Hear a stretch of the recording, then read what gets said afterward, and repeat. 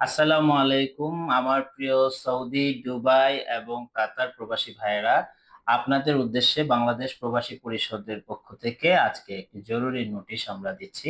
নোটিশটি হচ্ছে আপনাদের যে বাংলাদেশ প্রবাসী পরিষদের কমিটি আগামী 21শে জানুয়ারি 2025 বাংলাদেশ সময় রাত 8টায় আমরা ঘোষণা করব।